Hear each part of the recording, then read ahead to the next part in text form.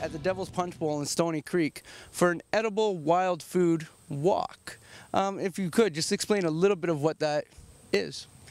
What a walk entails is I point out the various plants that can be used as food, and not only as food, but nutritionally, what do they contain, and how to use them in the kitchen, how to store them, how to,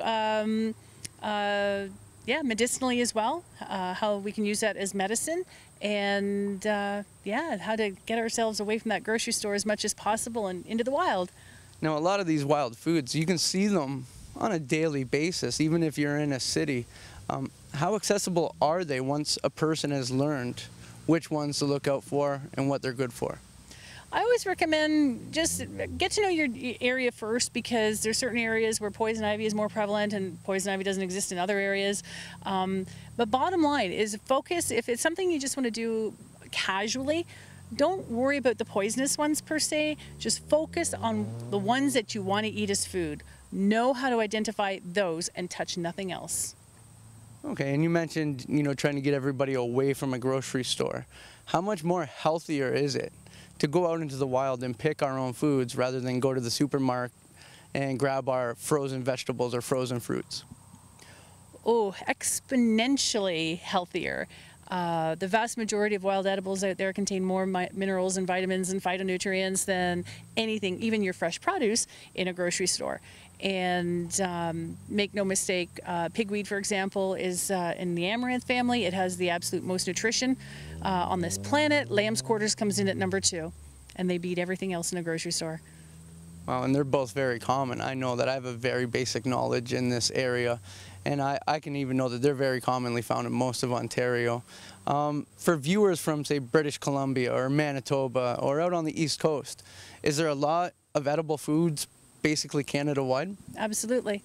That's the beauty of these. I would say probably a good 60 to 70% of what we are going to see here at Devil's Punch Bowl is found throughout Canada. Omega-3 is in purslane. Omega-3 is also in dandelion leaves to a smaller degree. Okay. Yeah. What we're looking at is the white yarrow, and the yarrow not only is white, but it can also be pink. It's really amazing for respiratory issues. It's a styptic, so if you cut yourself, you just take a leaf and you chomp on a little bit and use it as a poultice on your cut. And there's 2 different types of yarrow. This one is Achillea Millefolium. The other type of yarrow is called Achillea tegetia, which has a big, thick yellow flower. It looks a little different. The leaf structure is different, and it's way more potent in terms of taste than the white yarrow. But this is just great for a cup of tea as well. These are tight times. Economically, everybody's hurting, and they're just trying to hang on to every penny. How much money can it save people to go out and pick their own foods rather than going to buy them? Theoretically, I've not actually done the math, but I'm sure at least $20 to $30 a week, easy. But you have to put in a few hours to be out there to collect. Make no mistake. But that's the win-win, because not only are these healthier for you, you're getting outside, getting fresh air, and getting some exercise. Exactly. You can take your kids, your family out for a nice walk like what we're doing today.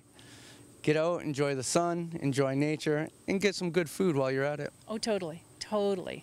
Awesome. So your website is ediblewildfood.com, so I highly recommend for everybody to go check it out. It's full of information, and as well as future dates for these walks. I understand you have a few of them coming up in the future? I do. I have more private walks than public right now, but I do have a walk in Toronto near the Ontario Science Centre coming up in September, as well as out in Whitby.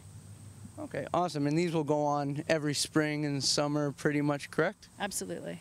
Awesome. So check out ediblewildfood.com. Shoot Karen an email. Come out to one of these walks. It's a great experience. It's great for the family. And thank you once again for joining us. Thank you.